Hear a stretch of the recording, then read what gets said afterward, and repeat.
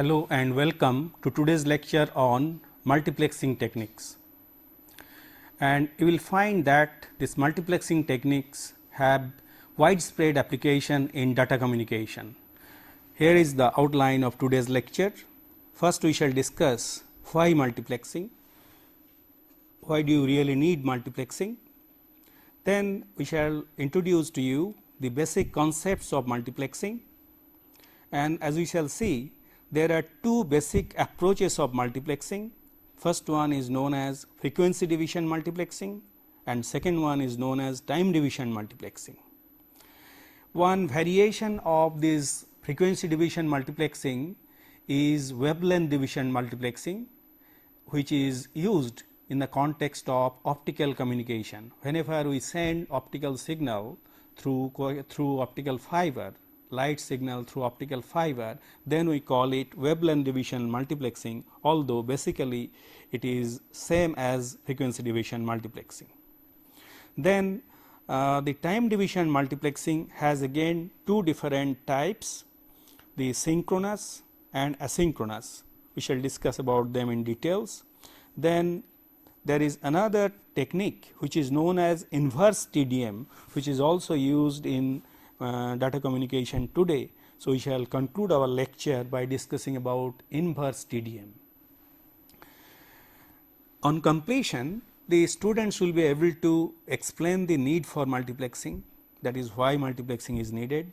They will be able to distinguish between multiplexing techniques, what are the different multiplexing techniques. They will be able to explain key features of frequency division multiplexing and also the key features of time division multiplexing. They will be able to distinguish between the two types of time division multiplexing, one is known as synchronous, another is known as asynchronous. And finally, they will be able to explain the concept of inverse time division multiplexing. To discuss about why multiplexing, let us consider the observations that we have in our day-to-day data communication. First one is that most of the data communication devices typically require modest data rate. As we shall see, normally when we send data, an individual user requires very small bandwidth. For example, whenever we send voice, we require a bandwidth of maybe up to 4 kilohertz or sometimes 3 kilohertz. Similarly, when we send data, that time also we may not require high bandwidth. On the other hand, the communication media which are usually used today nowadays have much higher bandwidth.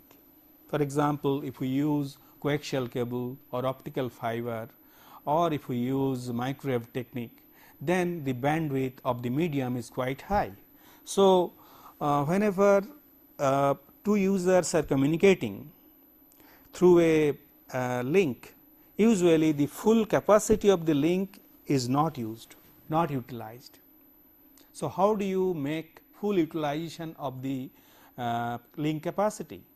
And in fact, as we shall see, higher the data rate, the most cost effective is the transmission facility. That means, to make the transmission facility cost effective, we want a medium which has high data rate, high transmission capacity. On the other hand, the individual users have smaller capacity. Based on this observation, the multiplexing techniques have developed. Basically, it can be used when the bandwidth of a medium is greater than individual signals to be transmitted through the channel. In such a situation, that means since the bandwidth of the individual signals is small, then a medium can be shared. This is the key idea, sharing by more than one channel of signals by using multiplexing. That means what you are trying to do, we are trying to share the bandwidth of a channel by a number of users. Just like in a city, the water comes through a bigger pipe and that water gets distributed through narrower pipe to individual residences. It is somewhat like that, and for efficiency the channel capacity can be shared among a number of communicating stations. That means, this also increases the efficiency of communication of the transmission media. And since we are concerned about the cost, you will find that most common use of this multiplexing will be in long haul communication using coaxial cable, using microwave and using optical fiber. So, these are the three transmission media which have quite high bandwidth and which are used for long distance communication, and there we should make use of the bandwidth in a very efficient manner, and that is where we can use multiplexing. Let us take up a very simple example, even when the bandwidth is not really very high, say telephone line. In a telephone line, as you know, the analog telephone line has got bandwidth, very small bandwidth, and out of which about 2400 hertz can be used for data. Now, even this small bandwidth can be shared for data communication in two direction, as it is shown in this diagram. The first part 600 to maybe 1800, this is 1800, that means up to 1200, 600 to 1800, then 1800 to 3000. So, 600 to 1800, this part is used for data communication in one direction, maybe from user A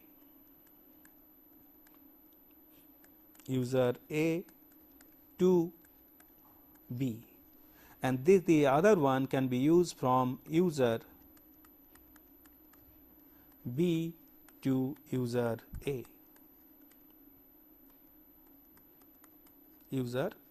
So, we see that even this small bandwidth can be shared by making use of this multiplexing, and here the multiplexing can be made possible by using the encoding the data by using say PSK, phase shift keying. So, PSK increases the data rate with a smaller bandwidth, smaller baud rate. So, even with 2400 hertz bandwidth, the data rate can be quite high. So, this is a simple example. This can be used for bidirectional communication between two users using the same telephone line. Now, let us look at the basic concept of multiplexing. Here we use a device known as multiplexer. Here you see we are using a device known as multiplexer. This multiplexer is combining the signals coming from n channels. As you can see, this is channel 1, this is channel 2 and this is channel n. So, from n channels signals are coming and it is combined with the help of a multiplexer.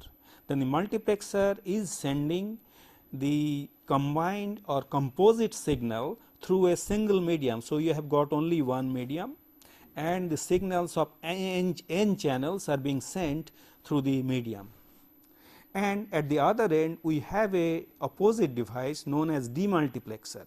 This demultiplexer separates out the signals of different channels by using filtering, and here we get back the signal corresponding to channel 1, signal corresponding to channel 2 and so on up to channel n. So, by making use of two devices, one is known as multiplexer, which combines signal of n channels into a single composite signal which can be sent through a single medium, and at the other end a demultiplexer separates out the signals from different channels and can be sent to different stations. So, this is how the multiplexing and demultiplexing can be done.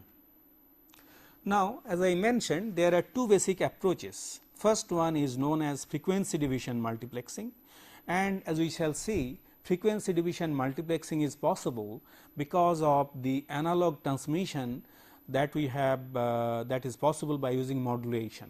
As we have seen, the modulation performs narrow banding of the signal. As a consequence, it is possible to send n different signals, each of them having a small fraction of the bandwidth through the transmission media.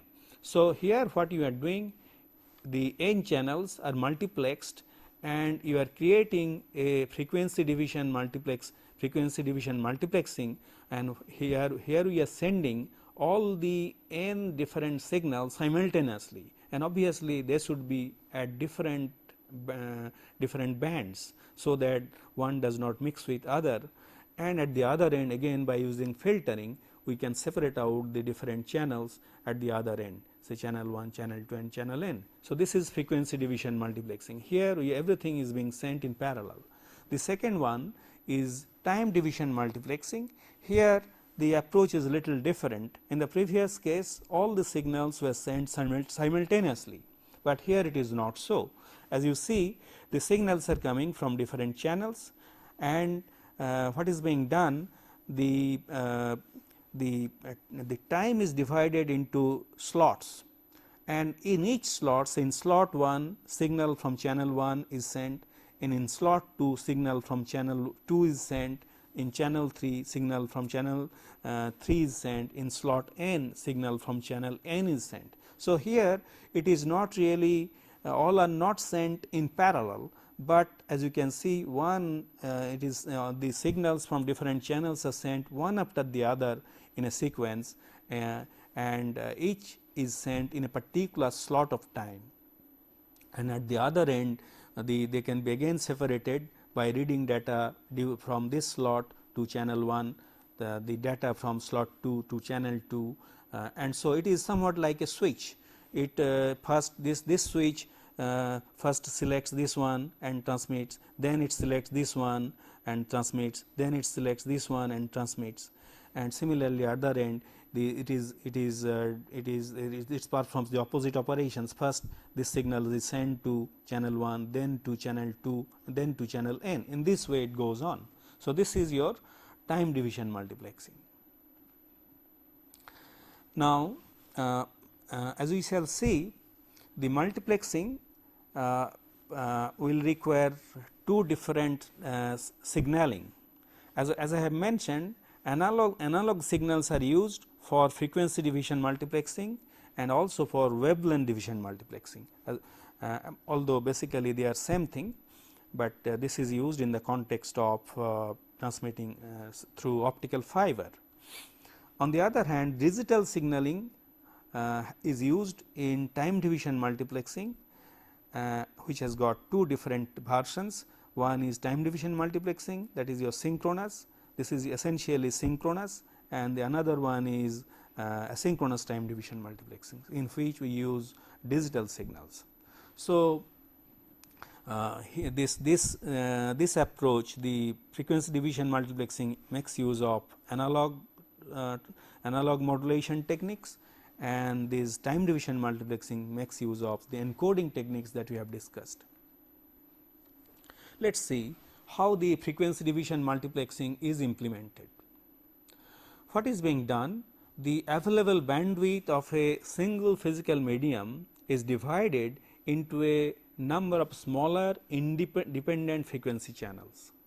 So, the smaller frequency channels, the available bandwidth is divided into a number of smaller independent frequency channels. Look at this figure, smaller and independent frequency channel. So, they should not overlap with each other. Then using modulation, independent message signals are translated into different frequency bands. As we have seen, by using modulation technique, that can be done, because modulation allows narrow banding, and by narrow banding they can be translated to different frequency regions, frequency bands, and all the modulated signals are then combined into a linear, by using a linear summing circuit to form a composite signal for transmission through a media. And obviously, you will require a number of carriers to modulate the individual message signals, which are known as subcarriers. So, this is illustrated with the help of, as we shall illustrate it with the help of example, and we shall make use of different modulation techniques. We shall make use, sometimes we shall make use amplitude modulation, sometimes we shall make use angle modulation, which has got two types, as we know, frequency modulation and phase modulation. Let us see how it is being done. Similarly, the for for your when the signal is digital, then we have to make use of amplitude shift keying or frequency shift keying or phase shift keying. And as we know, the amplitude shift keying and frequency phase shift keying can be combined to form the quadrature amplitude modulation QAM. So, these are used whenever the data is digital data, and we would like to convert into analog signal, which has to be done whenever we want to do frequency division multiplexing. Let us see how it is being done. So, here the signals are coming from different sources, source 1, source 2 and source n, and here you have got the modulator, and as you can see different subcarriers F1, F2 and Fn.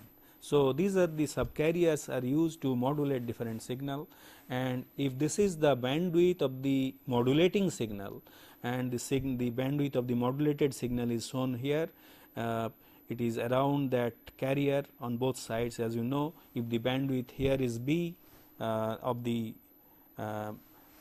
signal source, analog signal, then bandwidth of the modulated signal, as you know, is 2B.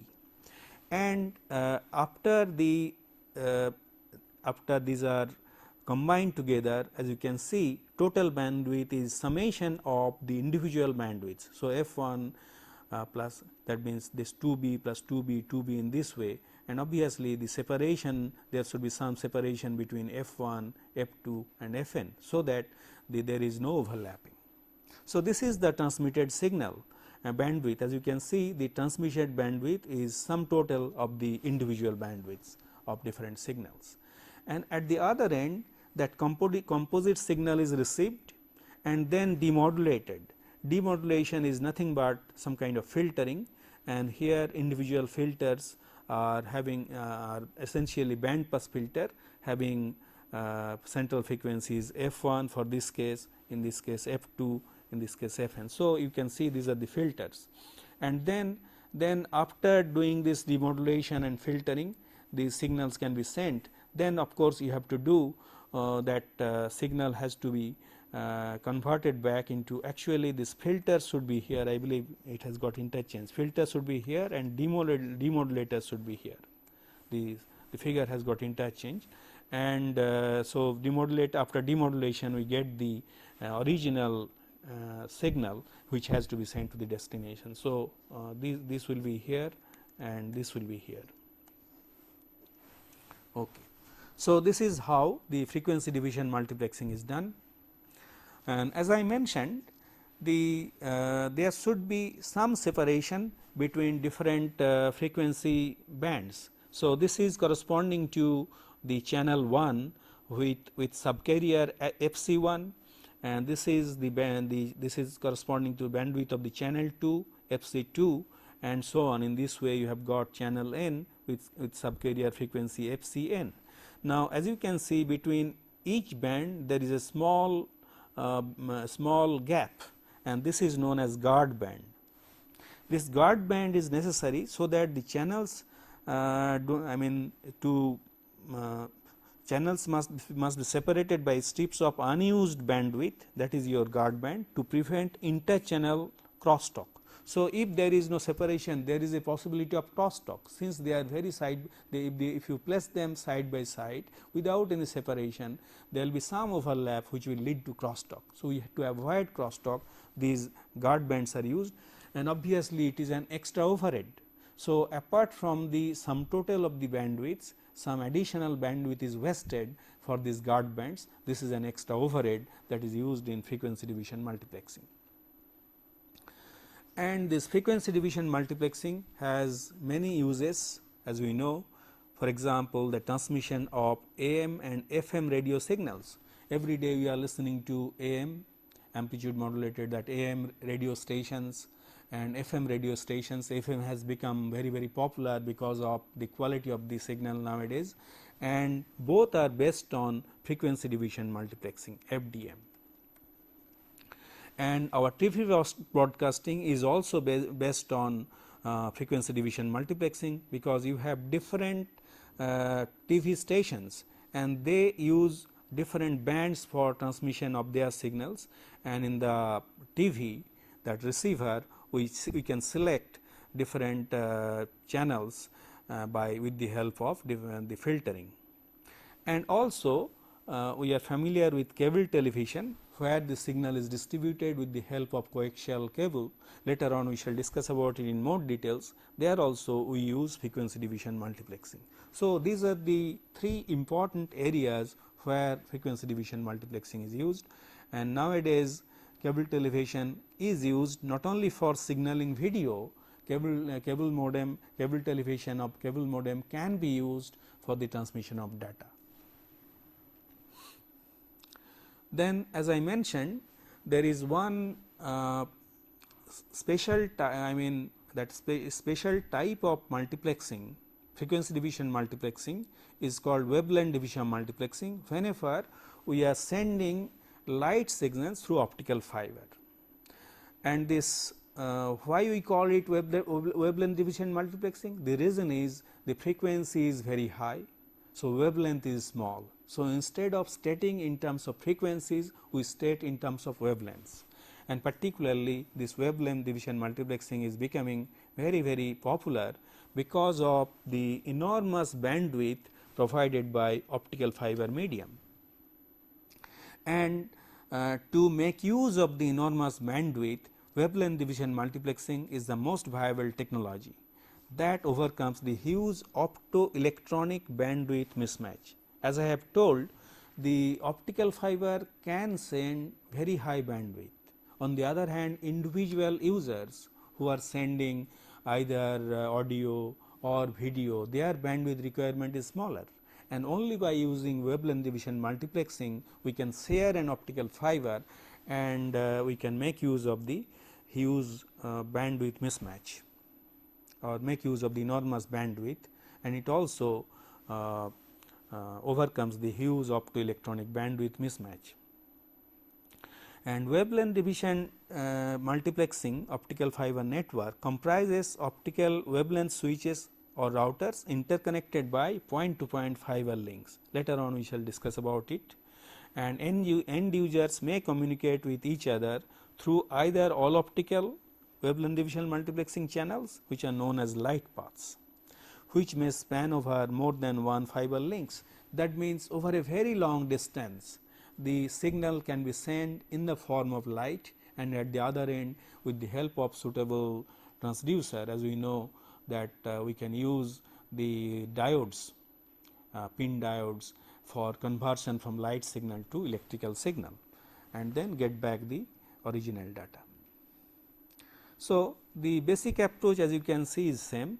Here you have got a number of sources, n sources coming 1, 2 and n, and here is the bandwidth of the optical signal, and these are multiplexed and getting the this is the bandwidth represented in terms of wavelengths. This is the bandwidth of the first signal, lambda 1 to lambda 2, then lambda 3 to lambda 4 coming from source 2. In this way, lambda 2n minus 1 to lambda 2, that is coming from source n. So, these are expressed in terms of wavelengths, but essentially these are small frequency ranges, and these light signals are transmitted through optical fiber. So, here you can see the bandwidth is much more, which can be easily sent through optical fiber, and the optical fiber, with the help of demultiplexer, we can separate out different optical signals having different frequencies, and then they can be sent to destinations. You may be wondering how really it can be done, this multiplexing and demultiplexing. This can be explained very easily with the help of this simple diagram, where we have used two prisms. As you know, optical signal, the light signal has two properties, reflection and refraction.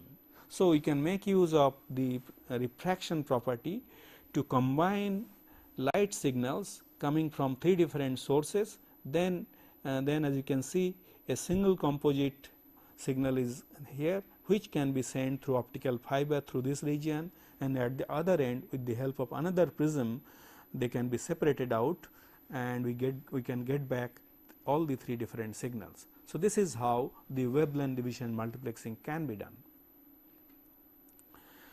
Now, let us focus our attention to time division multiplexing. As I mentioned, time division multiplexing is used when we are using digital signals, and digital signals as you know are generated by different encoding techniques. We shall discuss about them in details. We have already discussed about them in details.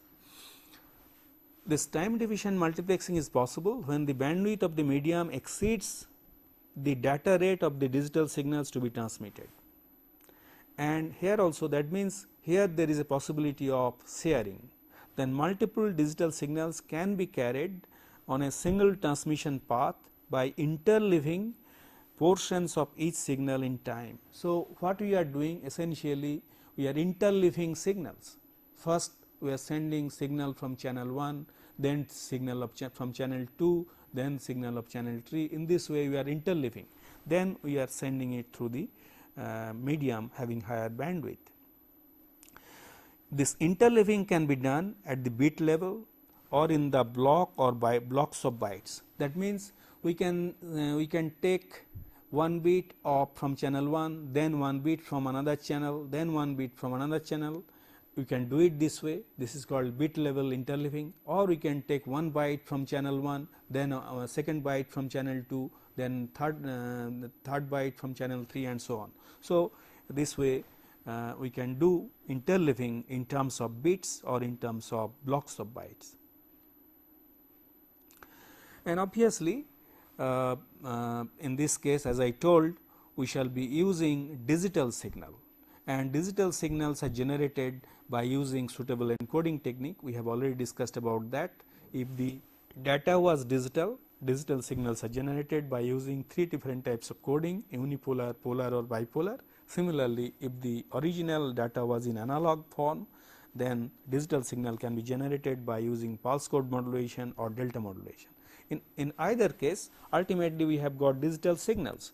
These digital signals, as you know, is expressed in terms of bits per second or kilobits per second, that is the data rate, and these digital signals can be sent through a medium by using time division multiplexing.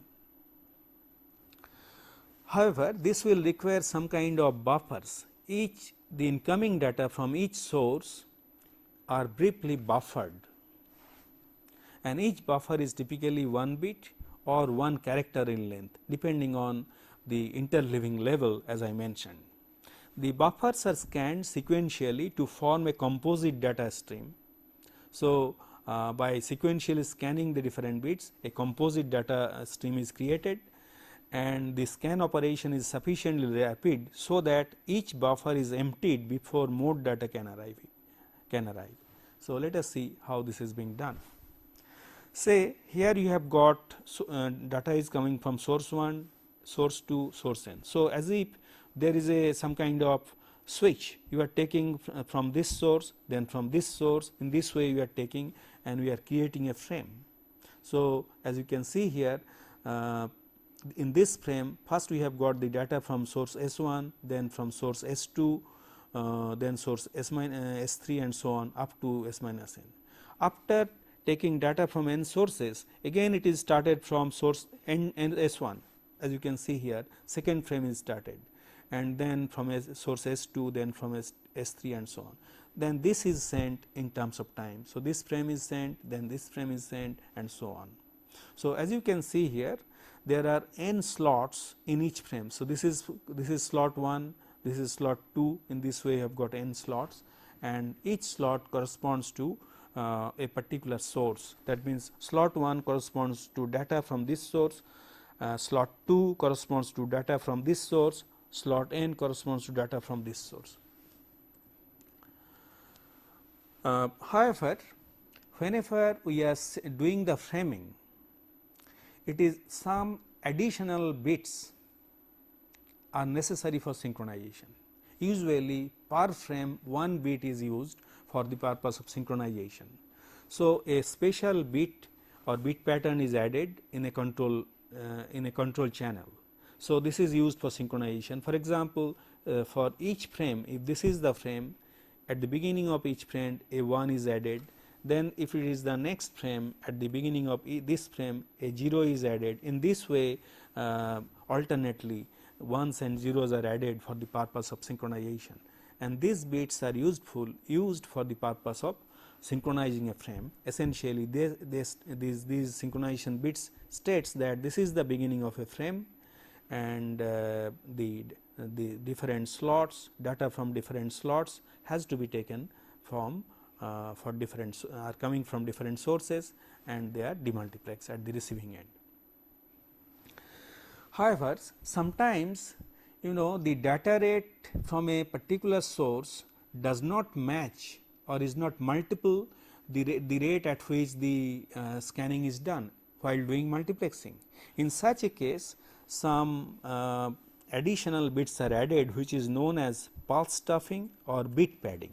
Both the terminologies are used to facilitate synchronization of different data rates. For example, you are sampling at the rate of say 8 kilobits per second.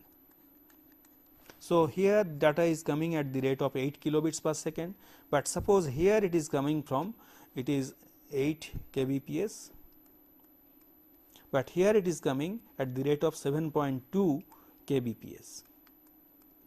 So, obviously these two cannot be synchronized.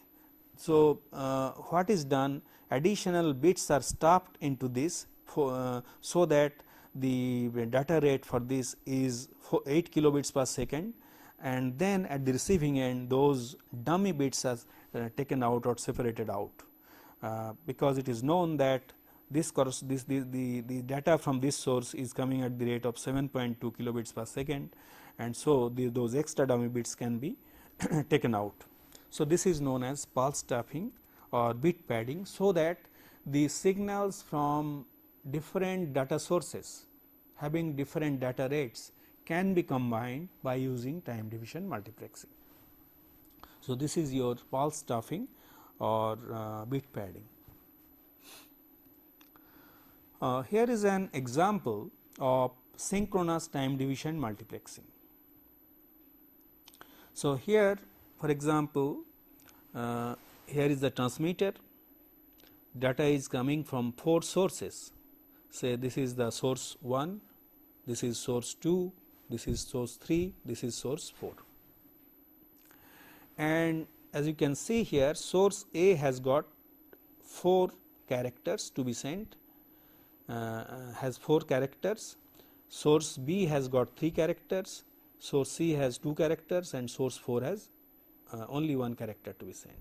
So, as you do the framing, the first frame has got 4 characters coming from 4 different sources. So, here you have put A from coming from source A, then you have put B in slot 2, this is corresponding to second frame, then here you have put C coming from third source and D coming from fourth source. So, this is how the first frame is created.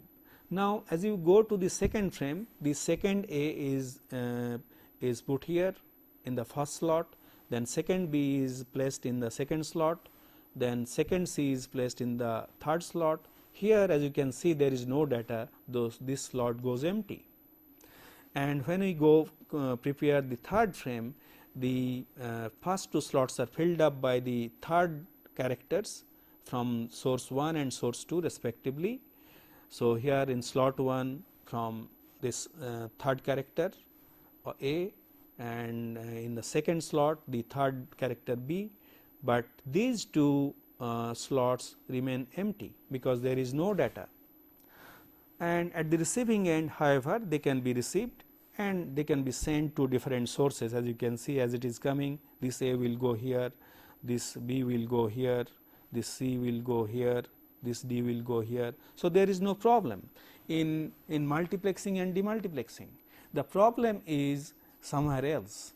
What we are observing in this particular case, the data that is coming from that is generated by framing has got some redundancy.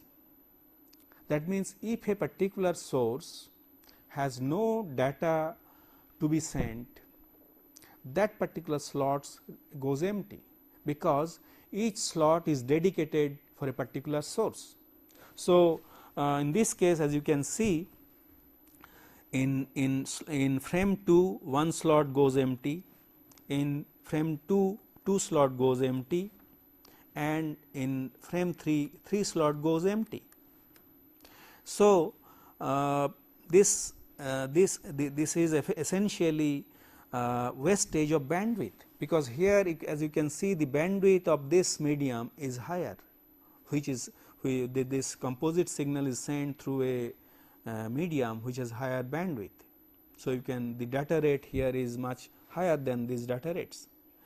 So, the transmission media having higher bandwidth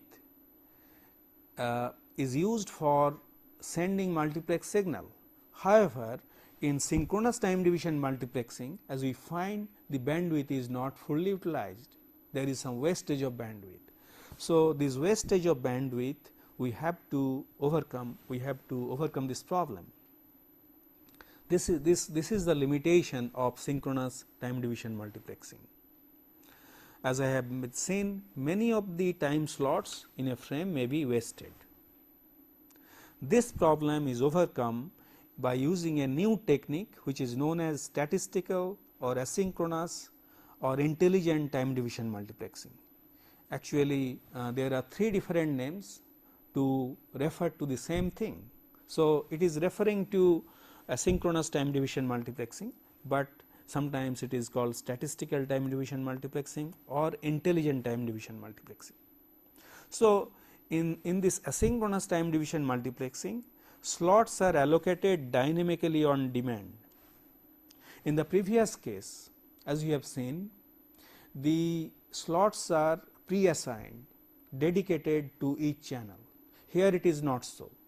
Depending on whether a particular channel has some data or not, a slot is allocated dynamically. So, no slot is assigned to a particular source.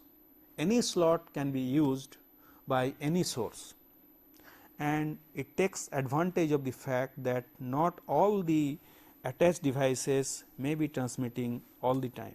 For example, whenever we talk over telephone line, all the time we are not speaking, sometimes we are listening, sometimes we are thinking. So, that silence period is wasted whenever we talk through telephone line.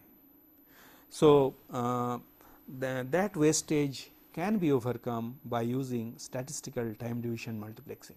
Let us see how it can be done. This is illustrated with the help of this simple example. Here data is coming from 4 different sources A, B, C and D, and here you have got the high speed multiplexer. Here obviously the data rate is 4 times that of the data rate of these inputs. Now, so here there are different time slot. So, this is corresponding to going to source A, this data is going to source B, this is going to source C, and this is going to channel source or channel D. Now, as you can see, during time during this time slot T0 to T1, only channel A and channel C has data. Similarly, during slot 2, channel B, channel C and channel D has data. During slot 3, channel B and channel D has data. During slot 4, channel A and channel C has data. So, if we use synchronous time division multiplexing, the framing will be done in this way. In frame 1, we shall have the this data, this is A1 and C1. In frame 2, we shall have B1, C1 and D1. In frame 3, we shall have B2 and D2, as you can see B2 and D2, and in frame 4 we shall have A2 and C3, and we can see these are the time slots which are wasted. Although we have large bandwidth from here to here, the bandwidth is quite high, we are not making use of it. Let us see what we can do in synchronous time division multiplexing. The synchronous time division multiplexing, in synchronous time division multiplexing we reduce the bandwidth.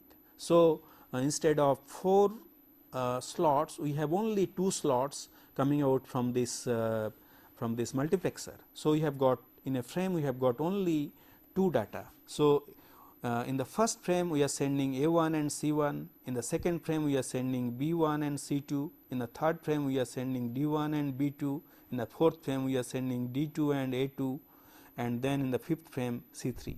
So, we see that wastage is much less, and the remaining slots here, these frames and slots can be used for sending data coming from the other time slots. So, we are making much better use of it, the available bandwidth. And so, in this asynchronous time division multiplexing, since the data arrived from different sources are arrived from and are distributed to IO lines unpredictably, address information is required. You see, there is a problem in this. Although we are able to make use of the bandwidth in a more efficient manner, or we can say in a different way, with a transmission medium of lesser bandwidth, we can send signals coming from different sources, provided they do not generate data continuously. However, there is a problem. At the receiving end, it is necessary to identify which data is coming from where. For example, at the receiving end, this slot is not meant for only data from source A1, source A, or this is not meant for source B. So, data in this slot, data can be sent by any one of the channels, or data can be taken from any one of the channels. At the receiving end, how the receiver will know that data of a particular slot belongs to a particular channel? For that purpose, you have to incorporate address information. So, for proper delivery at the receiving end, it is necessary to have address information embedded as part of the data. So, there is an overhead. So, apart from data, as you can see here, we are adding the address information, and since it is an overhead, we want to minimize it. If we are sending say one source per frame, then we can do the framing in this manner, data and address that we can send in a particular frame. Whenever we are sending multiple, there is a frame coming from multiple sources, we shall also require address information and length of data if we use variable length data coming from different sources for each of the sources. So, for each of the sources we require address, length and data. That was not so in synchronous time division multiplexing. There the number of bits to be taken was fixed and the slot allocation was fixed. Here it is not so. So, these additional information that is needed to be sent through the transmission media has to be minimized, and to do that sometimes we make use of relative addressing, so that the number of bits required to specify the address is smaller whenever we use relative addressing. And sometimes we can use fixed length, or length also can be specified in some special way, so that the length field is smaller, so that the efficiency of asynchronous time division multiplexing is more.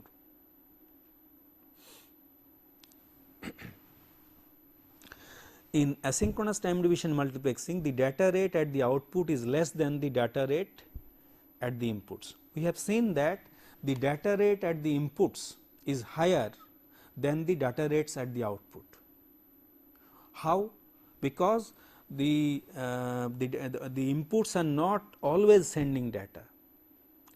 However, in peak periods the input may exceed the capacity, because the output bandwidth is smaller than the sum total of the input bandwidth, in peak periods there will be some kind of overflow, it will exceed the capacity. How can we overcome this? To overcome this, we can use buffers of suitable size to store the data, then they can be sent, they can be selected at later time slots. So, some experimentation has been done by which one can decide what should be the buffer size for achieving efficiency. Let us assume there are n is the number of inputs, r is the data rate of each of the source, m is the effective capacity of the output, and alpha is the mean fraction of the time each input is transmitting. That means, the sources are not transmitting all the time, that is the important property that we are exploiting, and obviously the alpha is less than 1, it lies between 0 to 1. Then a measure of the compression, that means the bandwidth of the transmission media compared to the maximum bandwidth that is required, that is the value of C. M is the effective capacity of the output, and N into R is the maximum bandwidth, because you have got n sources and R is the data rate of each source. So, you see this factor is again less than 1 and it lies in the range alpha to 1. So, C lies alpha to 1. So, depending on the statistical behavior of the inputs, the value of alpha and value of C will depend. That is the reason why it is called statistical time division multiplexing.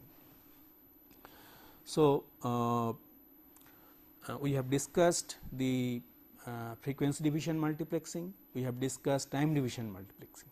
Here we have another very important technique which is known as inverse multiplexing. This is opposite of the multiplexing technique. In the previous case, what was done? The individual inputs were of lesser bandwidth, then we are combining to form a composite signal of higher bandwidth. Here it is the opposite. Here we are receiving signal of higher bandwidth, then it is divided into a number of channels of smaller bandwidth, and at the other end the opposite operation is done. In what situation it can be used? Let us see an application. Suppose you have to send say voice, which will typically require 64 kilobits per second. Then let us assume you have to send data, which will require say 128 kilobits per second, and video, which will require say 1.544 megabits per second. Now, the user can hire a medium of transmission capacity 1.544 megabits per second.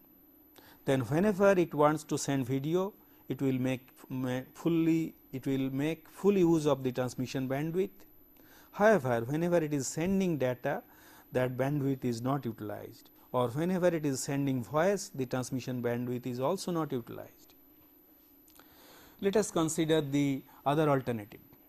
The other alternative is that here you have got channels of a number of channels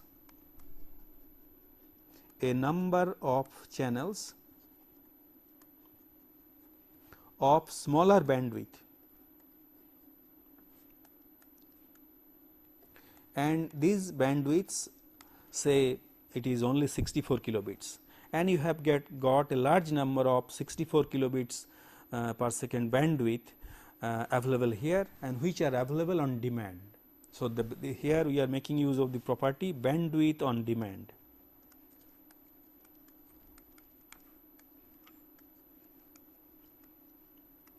So, whenever we are sending voice, only 64 kilobits per second bandwidth is demanded and one channel is assigned. Whenever we are sending data, two channels are made available to send 2 kilobits per second, and obviously we are doing some kind of demultiplexing, dividing this data into 2 separate channels and sending, and at the other end again we are combining. Whenever we have to send video, we will require a number of channels which are demanded, and the video data is divided and sent through a number of channels, and at the other end they are combined to get back the data. So, here we see here there is a more cost effective use of the bandwidth, and the facilitator is providing you bandwidth on demand, and as a result as and when the bandwidth is required, that is being utilized, and that is why this technique is known as inverse multiplexing, and nowadays this kind of facility is available. So, we have discussed various multiplexing techniques. Now, it is time to give you the review questions. First question is, in what situation multiplexing is used? Second question is, distinguish between the 2 basic multiplexing techniques. Third question is, why guard bands are used in frequency division multiplexing?